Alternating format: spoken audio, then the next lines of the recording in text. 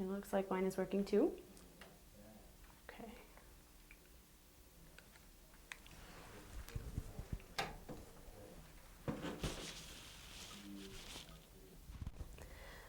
All right, good morning. My name is Samantha Salazar. Today is August 17th, 2010. I am in Tucson, Arizona, interviewing Filiberto Islas for the Voces Oral History Project. Thank you, Mr. Islas, for agreeing to be interviewed by our project. Please know that if there are topics you don't wish to discuss, you will not have to discuss them. Also, if there is something you wish to discuss, we want to hear you. If at any point you wish to stop the camera to get a drink or use the facilities, please let us know. As we said earlier, your interview will be housed at the Nettie Lee Benson Library at the University of Texas at Austin campus. So let's begin. So what was your childhood like? What were your daily chores like? I grew up to when I was 10 years old. We lived in a ranch. There was 10 siblings, and it was pretty rough life. We had to, especially when we went to school, we had to walk like 2 miles to the highway just to catch the bus. And in the wintertime, it was pretty bad. But other than that, the life there, it wasn't too good. It was struggling, especially right at the Depression or at the end of the Depression. And things weren't too good. Eventually, my father had a dairy farm there. And eventually, he got out of the business and he sold the ranch. And this was in Nogales, Arizona. And we moved to Tucson. And when we moved to Tucson, well, things started to improve a little bit because my older brothers were already working and contributing. You said you had older brothers. How many siblings did you have? 10. How many brothers, how many sisters? 7 brothers and 3 sisters. I bet that was hard for your mom and dad. It wasn't easy. What did you do? Did you have to work to help the family, or did you? Well, I was, when we were small, what could I do? Whatever I did, my job was to go collect the eggs from the chicken coop, barefooted. Did you and your brothers ever get into any trouble? Oh, of course. You have any stories? Well, we had a neighbor that they grew a lot of vegetables and stuff, corn and squash, and we'd go in the fields and steal all we could from them. And one time we got caught. The man came out with a shotgun, and just mischievous stuff like that when we were small, growing up. But when we moved to Tucson, everything was more settled down.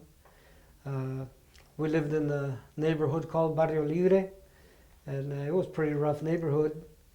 Man, you had to fight for everything you stood for. But anyway, we outgrew that, went to attended schools, Tucson. I graduated from Tucson High, and I went in the Navy, served 4 years, and then came out and served 4 more reserves.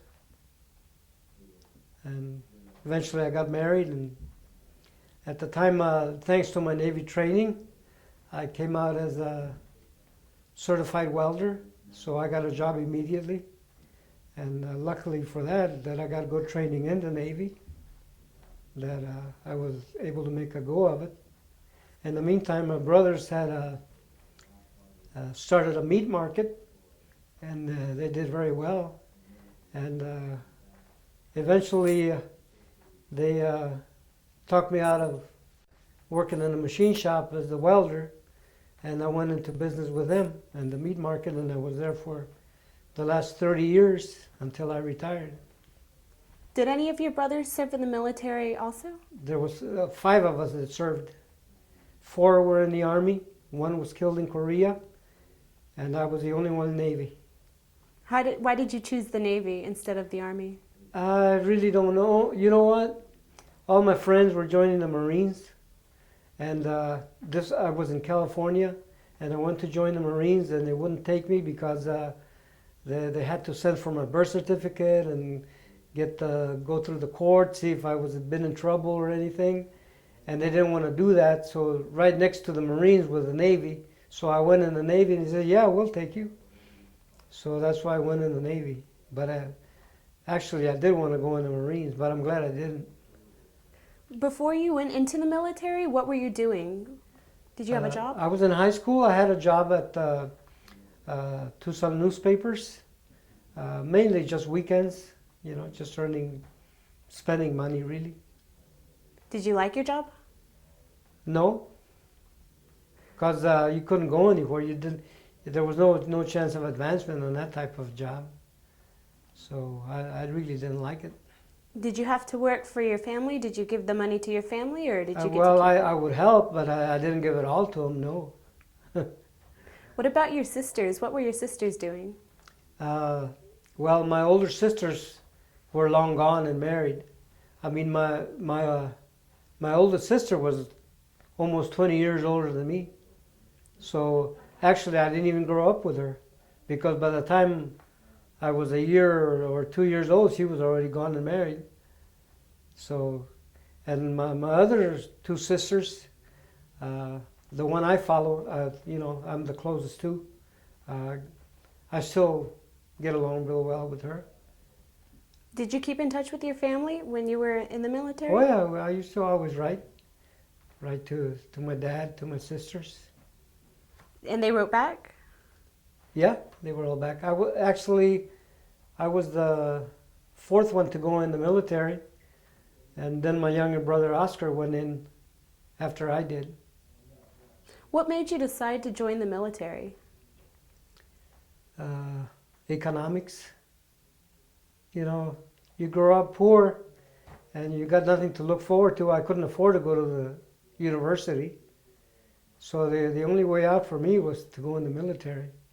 Either that or join some kind of apprenticeship program for sheet metal or whatever. But I chose the military. Do you remember any segregation before you went into the military? Before, not really. Not really. At the time when we moved to Tucson, the schools were segregated. Blacks had their own school, except when you got to high school, then they were integrated. And when I was a freshman in high school is when they integrated everybody, and then all the blacks and the Mexicans and everybody went to the same schools. But I suffered no segregation at all, in school, that is.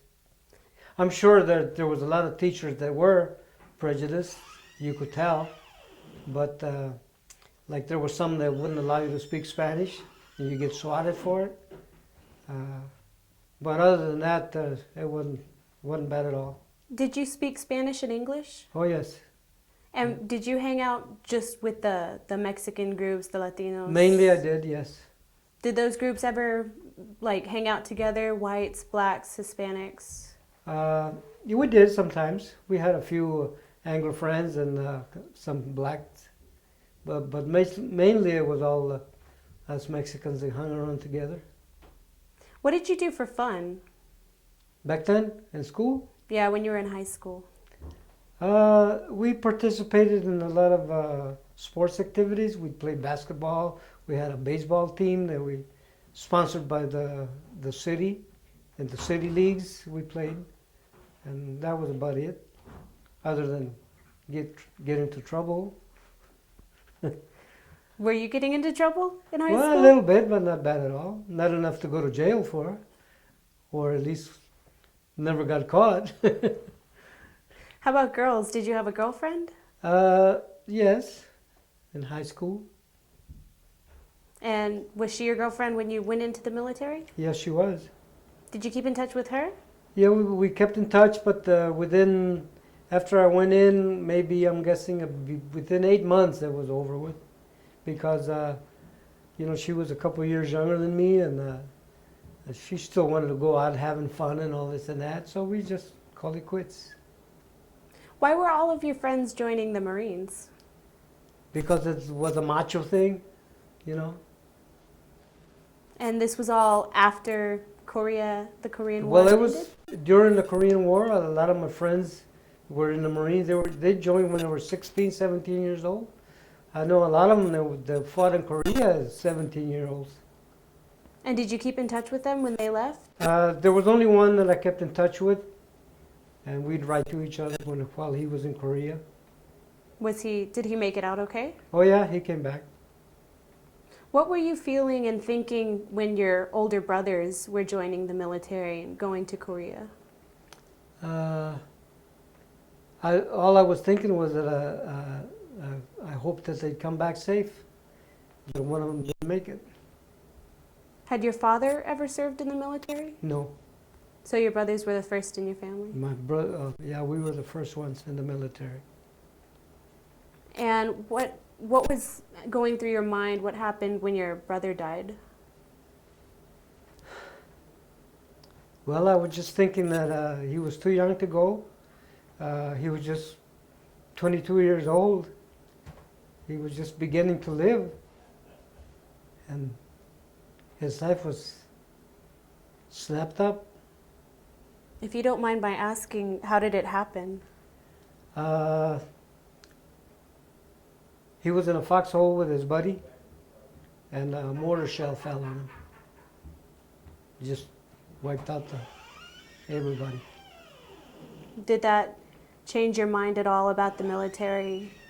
No, because at the time I didn't know how it had happened. I didn't know exactly how it had happened until years later, when after I'd come back and everything. Even 30 years later, I started investigating, and I got the reports from St. Louis with the medical reports and all this and that stated how it had happened and everything.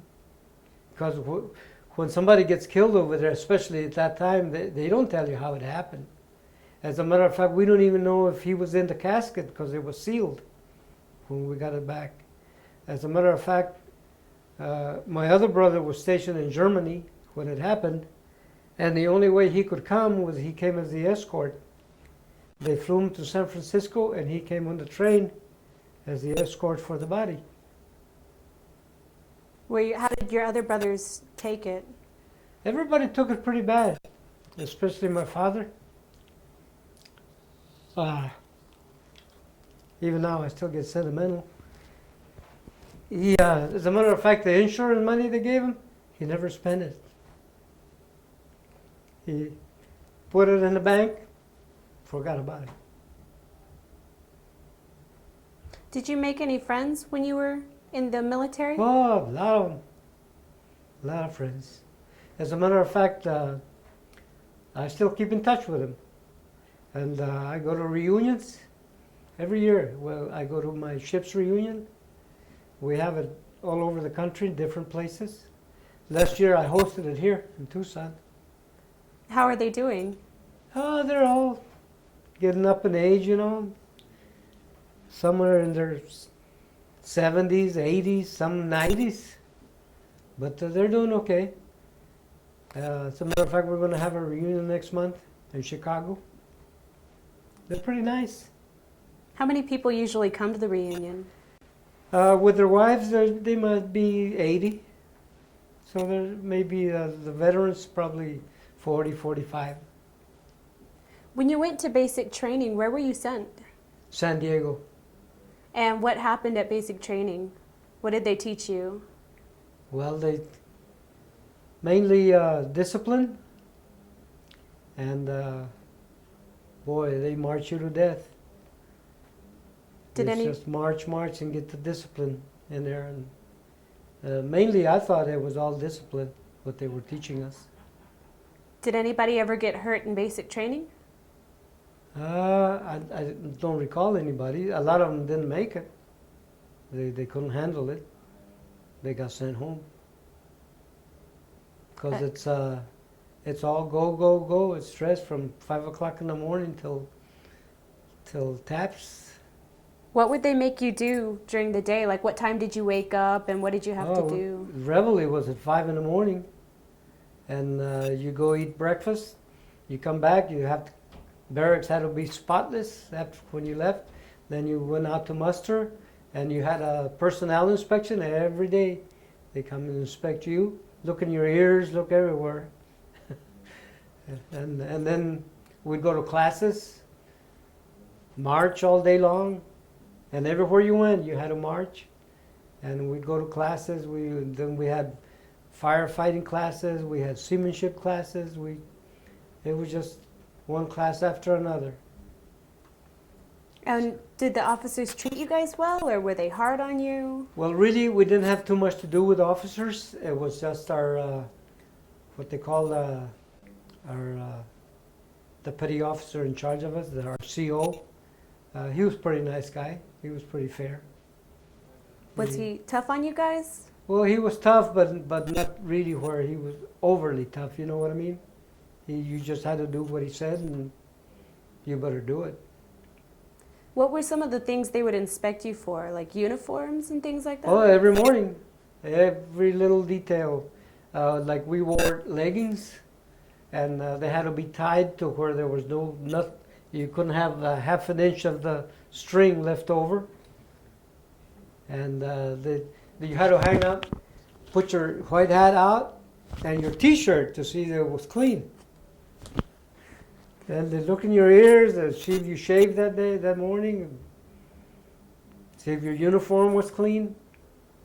And we had to wash our clothes by hand every day. Whatever you wore that day, you had to go wash it by hand, hang it out, and we had to hang it on it was like a ship's mast with the lines, ropes hanging down, and that's where we hung our clothes on with these little strings that they called tie-ties. And you couldn't leave a half an inch of string left. So it was pretty rough. If somebody goofed and didn't do it right, the next morning they cut them off, and then they'd march the company right over that. So then he had to spend hours and hours trying to get that clean in the mud. So it wasn't easy. It was, but it was a way to instill discipline. You do it our way or no way. Did you ever get in trouble for not failing an inspection? No, I never did. I was good at it. I just followed instructions. You got to do what they say, or you're not going to make it. What about marching? How far did they make you march? Oh, you marched everywhere till you got calluses on your feet. You wore your shoes. It was all march. I don't know how it is nowadays, but back then it was all march. And we used these old 1903 Springfield rifles to march with and do exercises and calisthenics with them. It was all march. What were some of the other weapons that they trained you to use? Well, they'd take us to the firing range and we'd fire at that time they had the M1. We'd fire that, and we'd fire the .45 caliber pistol, and that's about it. For the Navy, there wasn't too much weapons training, actually. Unless you went into a specialty, then you would get more training after that. They never trained you for hand-to-hand combat No. or knives or anything? Not there in boot camp, no. The ones that went into the SEALs and at that time they were known as the UDT, Underwater Demolition Team, they'd get that training. But it was not in boot camp. What happened after basic training? Where were you sent? I was sent to, they told me I didn't qualify for a school.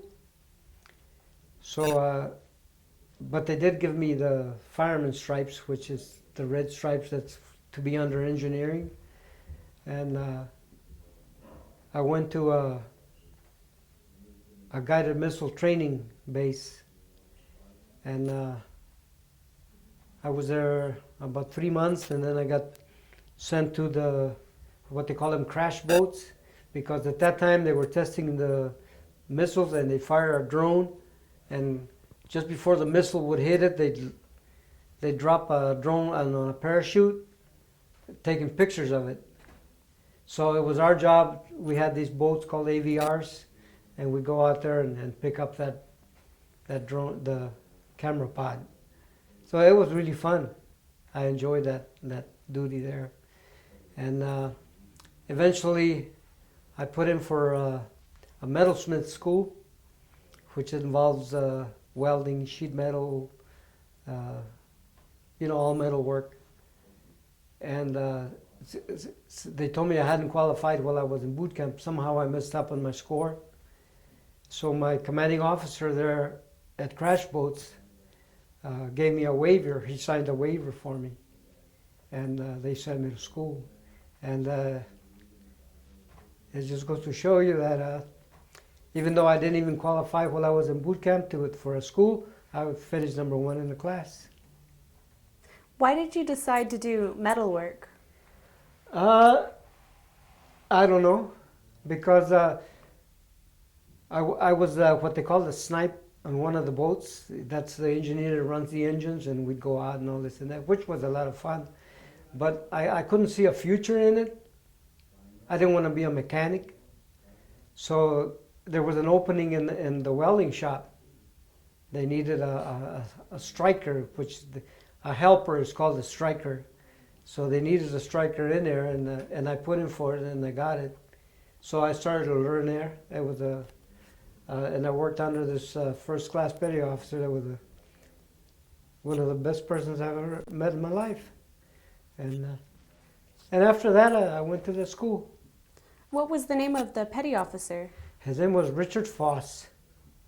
And how long had he been in the Navy? He'd been in like 17 years. So he was sort of there for a while. Oh, yeah. What was he like? He was pretty rough guy, but fair. You know, if he tell you to do something, you better do it. And I always did what he told me to. And he kind of liked me. What happened to him? After I left, we kept in touch.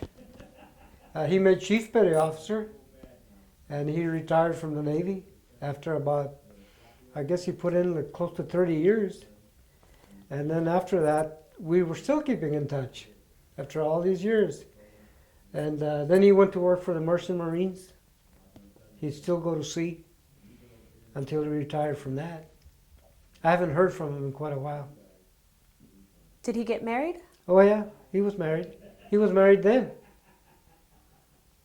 And what did he teach you? What sort of stuff was The he training basics of learning how to cut with a cutting torch, the safety precautions on how you set your volume on your gas and your acetylene, your oxygen, and the techniques, and and then he'd teach me how to weld, and he was a pretty nice guy.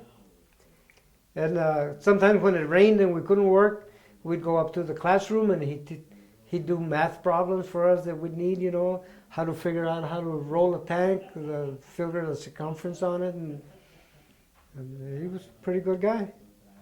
So what did you guys do for the ship? Repair. What would you have to repair?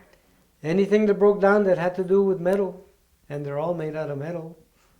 Did that happen very often? Not really.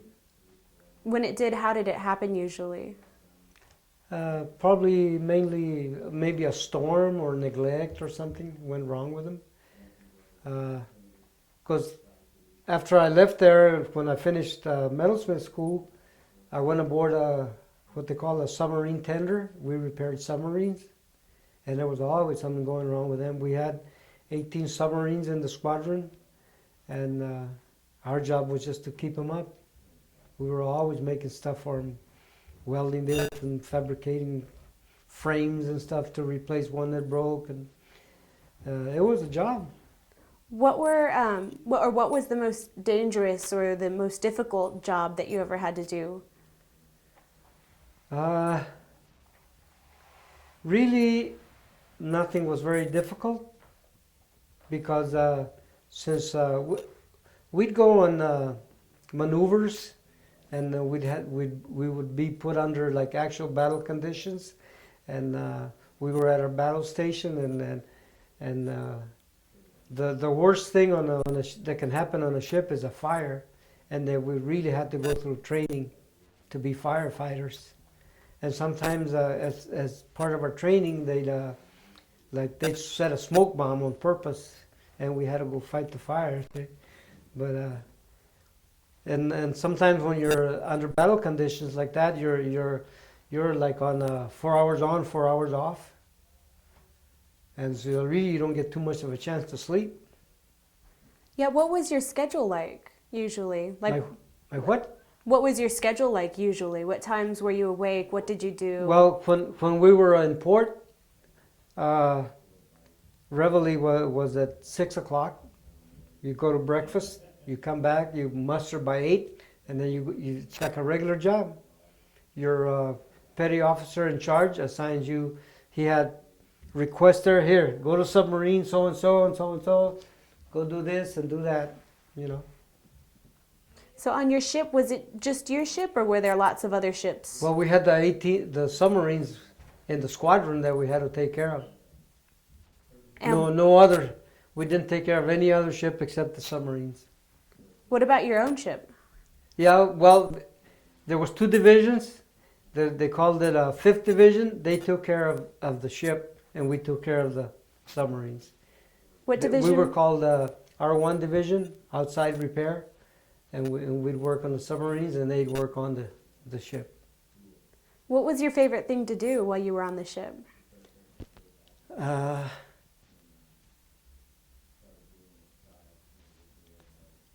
Well, when we go out to sea, man, I would love to go sit in the fantail and just watch the wake. Yeah, that was my favorite thing to do. Do you have any memories of the stuff that you used to do, like for fun? Well, there wasn't too much things you could do for fun other than just playing cards and stuff with the guys there, especially when you go out to sea. There's you're all together there, and there's nothing you can do other than play cards and since we were the outside repair, when you go out to sea, there's no submarines that you can take care of, so we had nothing to do other than they get the lower rating guys in the division to do all the maintenance, ship paint and all that. But if you're already a petty officer, well, there's nothing you could do. How often did you go out to sea? Like, how often were you at the port? Well, we were in port a lot because the submarines would come to us. But we'd go out to sea, maybe every 2 months or so. And except when we, like one time we went to the yards and they kind of refurbished the ship. And then after we come out of the yards, then we had to go to Guantanamo in Cuba for, they called it overseas readiness. And they test us, and man, that was rough. So we were down there for about 6 weeks in Guantanamo just training. We go see actual battle conditions, and it was hot. Boy, was it ever hot and humid down there. And when they call battle stations, they shut everything off, air conditioners and everything. And you're down there and just sweating. Your whole clothes, and you're just soaking wet with sweat. Did anybody ever pass out from heat Oh, a stroke? lot of them did. Yeah. And what happened to them? Were they taken They to take them to hospitals? sick bay. We had a sick bay there, and they take care of them there. What would they test you on? What things would they test you on? On your readiness in case there was ever a battle, and when or we had a man overboard drill, they throw a dummy over the side, and the crew that had to go pick him up, they have to lower this little boat with about 4 guys in it, and they go out there and pick him up, and they would time you, see how long it would take you to go retrieve that. Did you ever have to do that? No, I never had to do that. But I was on what they call the landing party, where since we didn't have Marines aboard, they had to have what they call a landing party, and every so often they'd call away the landing party, and we'd have to train, and they'd give us rifles, and we'd be just like Marines. We'd go and fire the M1 and all that, just in case we needed to board another ship or whatever. we had to be ready for that. What about the guns on the ship? Did they ever teach you how to use like machine guns and big guns? No, like because they have a rating called a gunner's mate. And they're the ones that are take care of all that, all the weapons and stuff. They do all that, all the gunnery. Like my rating, I was a metalsmith, and my job was to weld, to fabricate. When they're up there firing the guns, see. So all of this was happening after the Korean War had ended. Yeah. So were they like preparing you for another war, or were they kind of scared? Well, no, it's just that the ship has always got to be ready in case anything can happen, and they have to be ready. And not only that, but the commanding officer on the ship, I mean, he gets points if like when you go to overseas readiness tests, and there's critique people that come aboard, and they're looking at you to see if you did anything wrong, and at the end when it's over with, well, if you scored high enough, the ship gets to carry. They paint an E on the ship and for excellence, and our ship had an E with 3 hash marks under it. Every year for 4 straight years we got it. And you were with them during that? Yeah. Well, I served aboard there 26 months. Do you remember, going back to the Korean War, do you remember the public atmosphere at that time? Like, were people supportive of the war? Were they upset about it? I can't remember too much about people being upset about it. They just took it as it was, because it was something that the government got into, and we had to accept that. Even when my brother was killed, of course we were all took it bad, and especially my dad. He blamed the president, of course. But as far as the public sentiment, there wasn't too. I can't remember too much about it. Actually, when it started, I was only like 15, and by the time it ended, I was just turned 18. Matter of fact, it ended on my birthday. Wow, what a coincidence! Yeah. And you don't remember anything about the end of the war? Were people relieved, or were people just sad? Well, what I remember mainly is the guys coming home. Like I knew a lot of people coming home, and we had a neighbor that lived right behind us. His name was Eddie Garcia. He was only 18, and he was the first one from Tucson killed.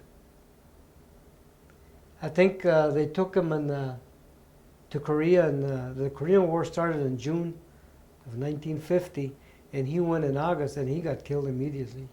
What branch was he in? In the Army.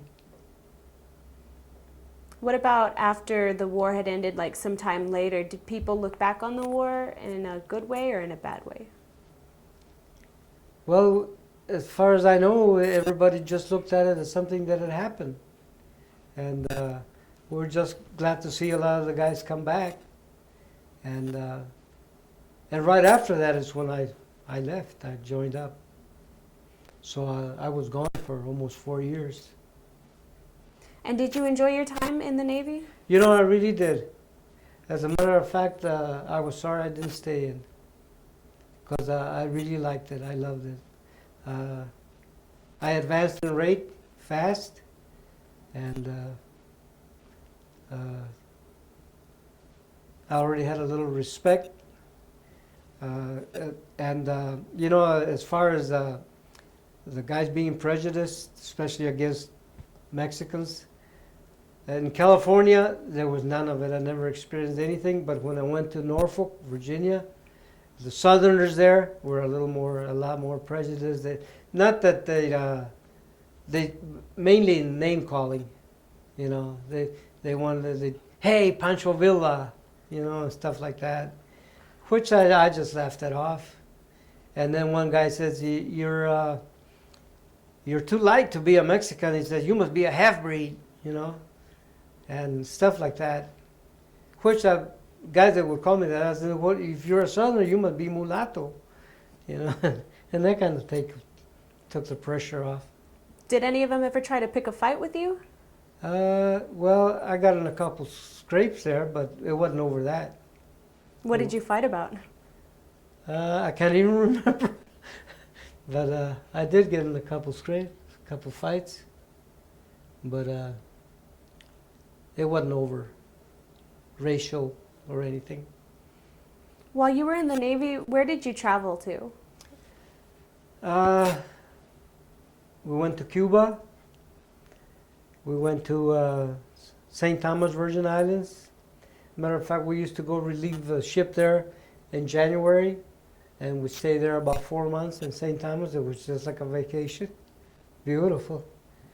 And went to Jamaica, went to Bahamas, San Juan, Puerto Rico.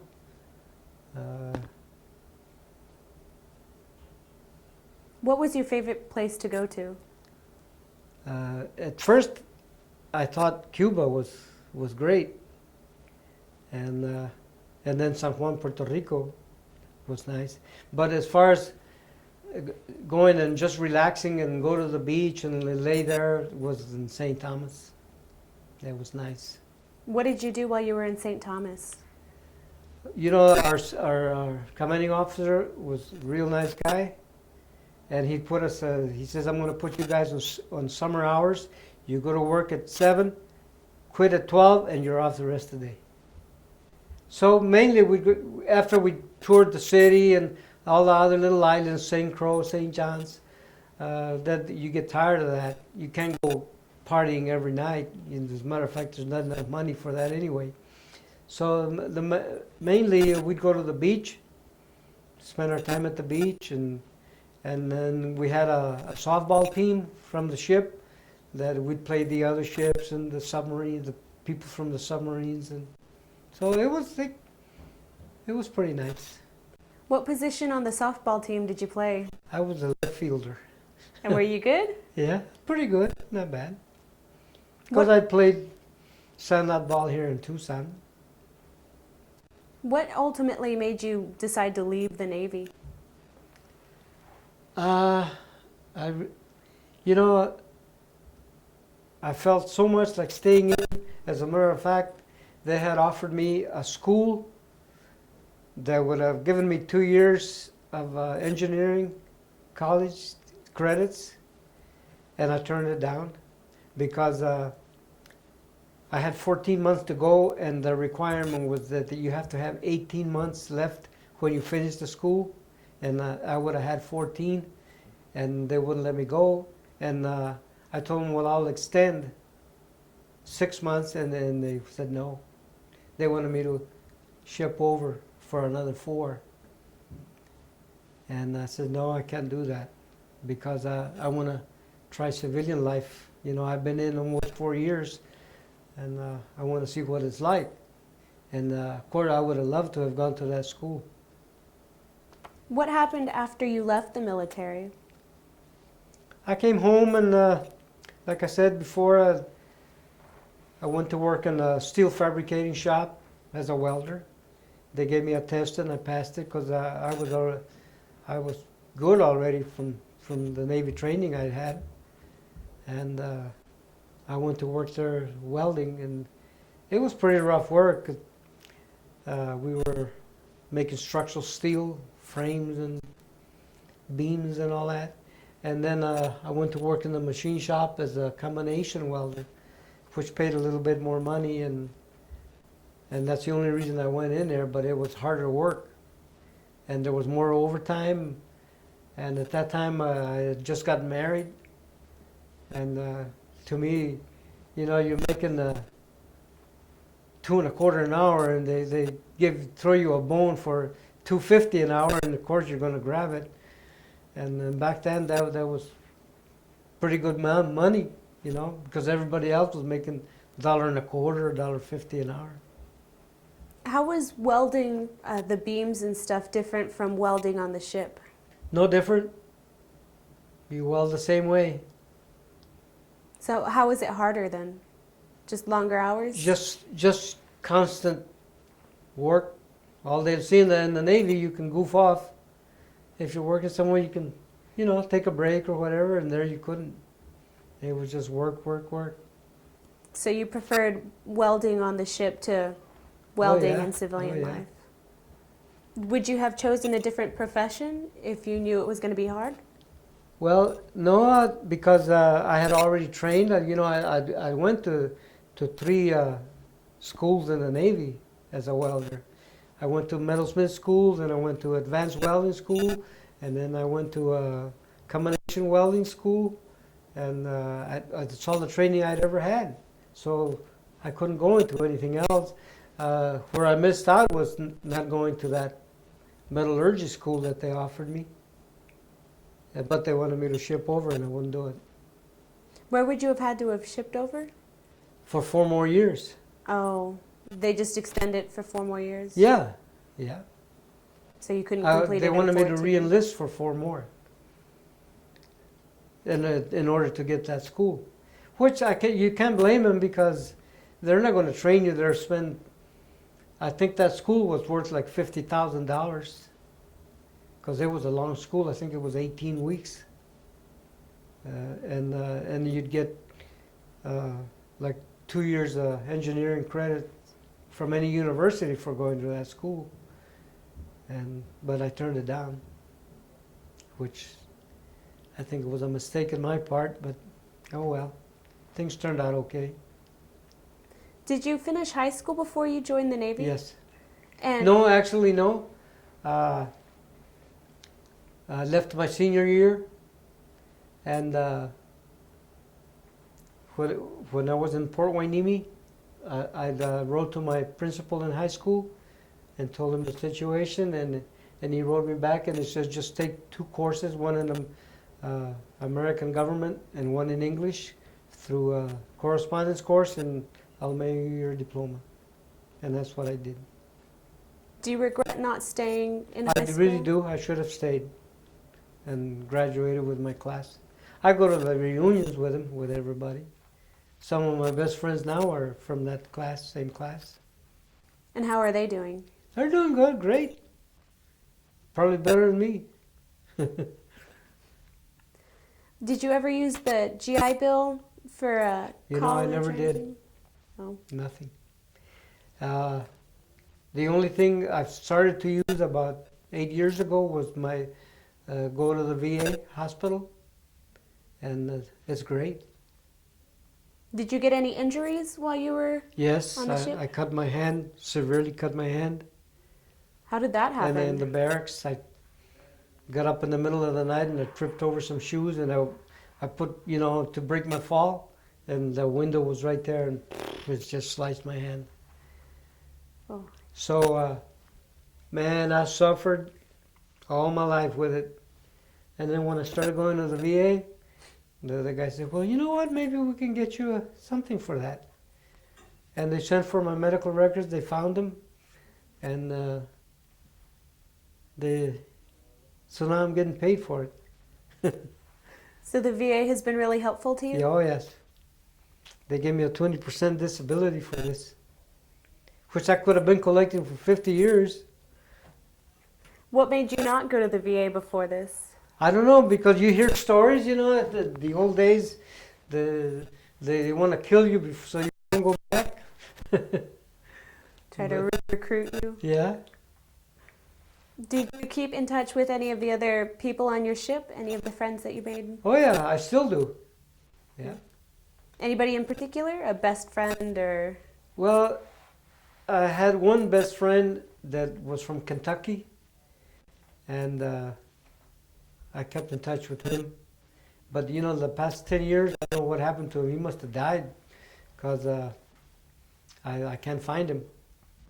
I write, I call and everything, and he's nowhere to be found. How did you meet your wife? I was home on leave, and I went to visit another girl, which was I never went with her, but we were just good friends. and she was there. She was her cousin, and that's where I met her. And then after I left, I'd write to her now and then. And then when I come out, we just, because she was from Phoenix. So eventually we got married. When did you guys become engaged? After I got out, about 6 months after I got out. And you married? We married, about 16 months after I got out. And what did she do? Was she working? She was working in Phoenix. But when we got married, we moved to Tucson, and she never worked again because she got pregnant right away, and she never went back to work ever, other than at home. She said she worked harder at home than working somewhere else. How many kids did you guys have? Five boys. All boys. Yeah. Were they military also? Only one has gone. What branch? He went in the Navy. Is he still in the Navy? No, he got out. He served 3 years and got out. When was this? From 79 to 82, he was in. And did he enjoy his time in the military? He liked it. He traveled a lot. He traveled more than I did, because he was on a different kind of a ship that would escort other ships. He was on a guided missile destroyer, and he went everywhere. He went to the Mediterranean. He went to Morocco. He went to Spain. He went to Italy. He went all over. And what was his job? What were his duties? He was a storekeeper, supplies. And what does that entail? Did he just have to keep inventory? Yeah, or? and order stuff, Did he ever get injured while he was on the ship? No.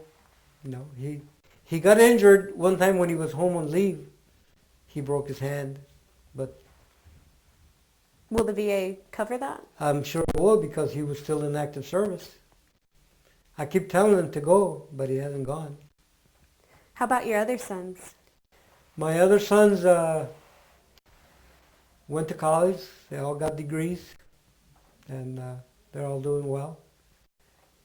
One is an insurance broker. I call him, he's a legal thief. Then my other son that was in the Navy works for the city. And then my third son is a civil engineer. And my fourth son went to college, but he worked for UPS because he makes more money there. And then my number 5 son is a probation officer for the county. Are you proud of your sons? Oh yeah, they're all good boys. Never got in trouble or anything.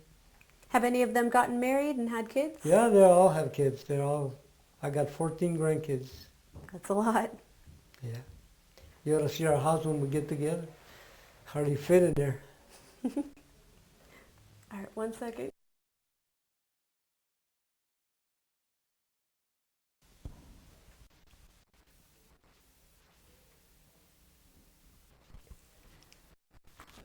This is Serbi Salazar interviewing Filiberto Islas. This is tape 2. Okay. Going back to your job, the metalwork and stuff like that, which company did you work for when you got back? I worked for Chapter Iron Steel Manufacturing. I worked at what they call a fab shop for about a year and a half, and then I went into the machine shop, and I worked there as a combination welder for the machine shop, which was, it was hard work, but it was a job. And then my foreman there opened up his own machine shop, and he asked me to go with him, so I went to work with him, which was a mistake because he was just starting out. He had no equipment or anything, and you just had to handle everything, and it was pretty rough. But the only reason I went was because he offered more money. And in those days, man, money was crucial. So, and I just got married, just had a kid, my firstborn, and that was the name of the game, money. So that's why I went. There was a lot of overtime, so that's why I went. And I worked there probably 6 years, and then my brother had the market, and one day my brother came to visit me, and he says, "Hey, I need to hire a meat cutter, so why don't you give it up and come work for us?" And he promised me eventually, if you catch on right, you can buy in and we'll make you a partner. So I jumped at it, and I give up welding, and I went to the meat market, and it was the best move I ever made because eventually I got into the company, and I was there 30 years, and the meat market's still there. My nephews own it now, and it was a real good going concern at that time. Now it's gone down a little bit on account of the problems with the recession, and but all my kids went to college from working there. Did it pay better than Metalwork? Yes, it did. Yeah, because it all depended on the effort we put into it. If we worked hard and especially in December when there's a lot of menudos and people buying tamale meat, if we'd work our butts off and we did real good, then we got paid back. See. How long did it take you before you became a partner? Probably 9 years. Yeah, 9 years. And it paid better when you became a partner? Of course, because I was getting dividends, Was it hard to work with your brothers? Sometimes it was very hard. Did you guys ever fight? Oh, yeah, all the time. Over business? Oh, mainly over business, yes. Because one guy wanted to do things one way and another one another way, and we'd get into arguments. But there was nothing that we couldn't never settle. It wasn't like one of those problems where you're not speaking to each other and all that. If you had a fight with one of them, the next day it was all forgot about it. We were talking to each other and everything. It was never no animosity. It was just good arguments. And were you guys ever discriminated against as a company? Like, did anybody ever give you guys a hard time for being Mexican?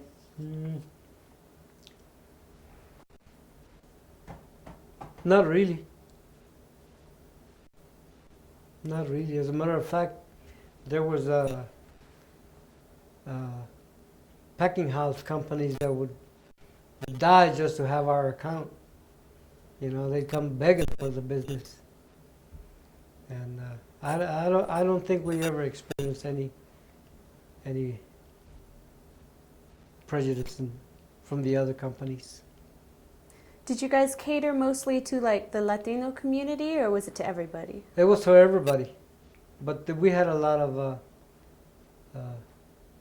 Hispanics that came in.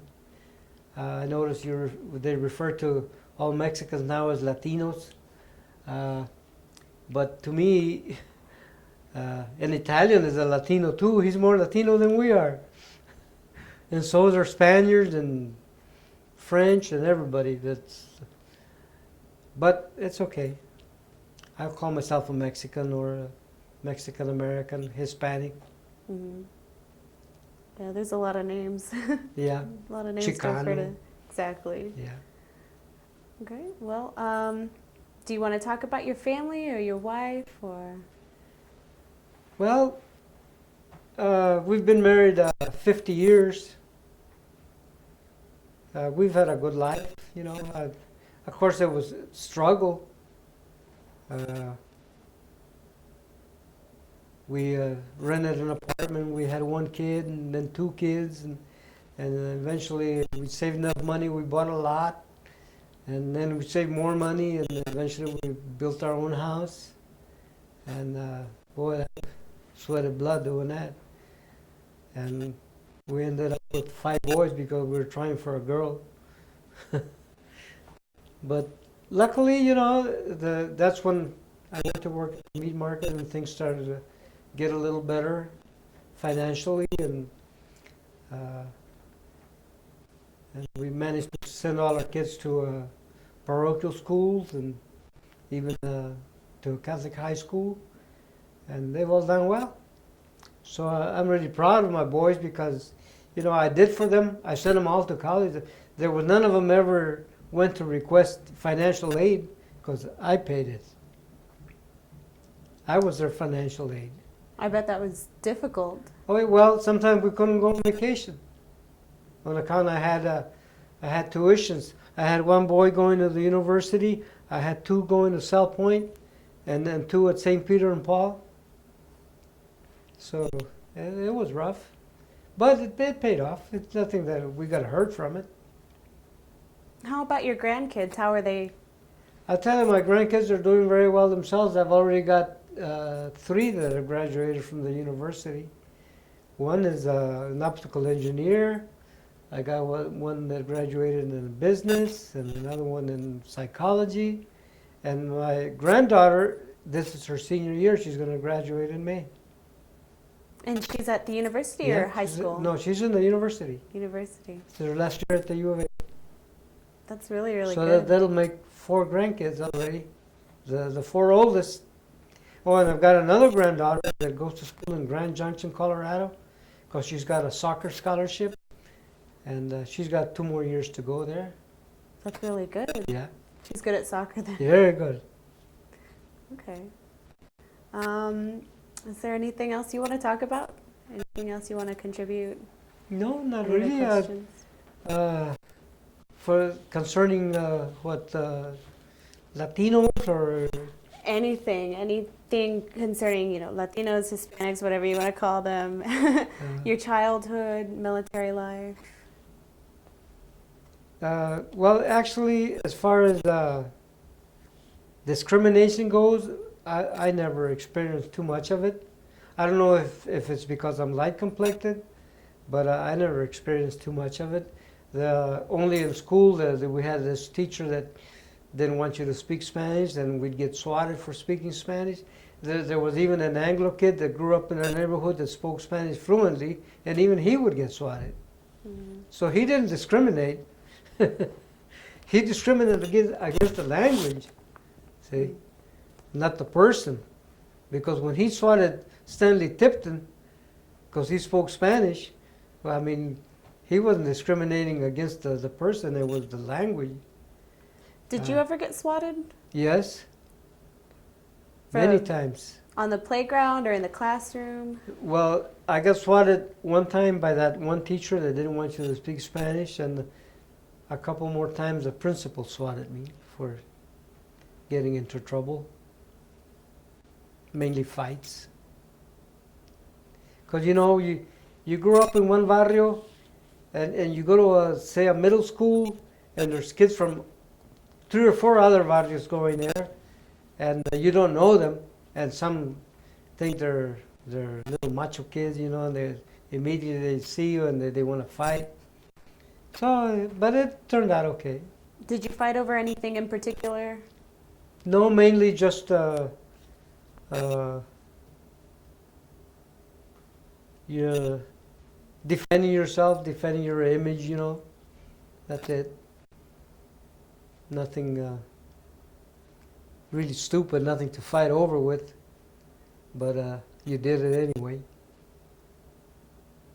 And going back to like the wars, do you notice differences or similarities between like Korean War, Vietnam War, the Gulf War, the wars going on right now? Well, I noticed the biggest difference was when the Vietnam War, there was a lot of more people against it. You know, they're demonstrating, and even when the poor guys were coming home, they were throwing things at them and discriminating. I mean,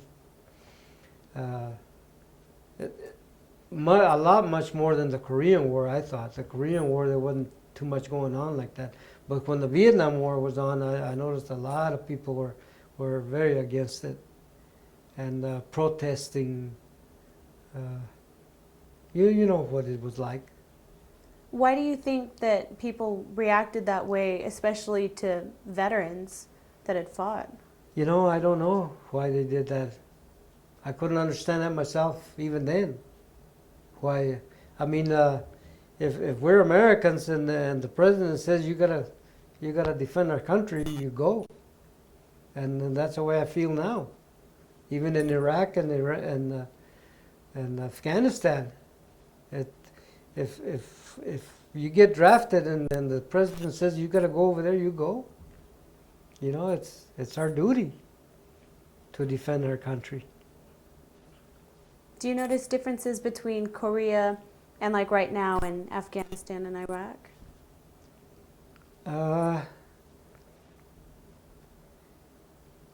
The biggest difference is, I think, right now for Iraq and Afghanistan, there's more sentiment from the people.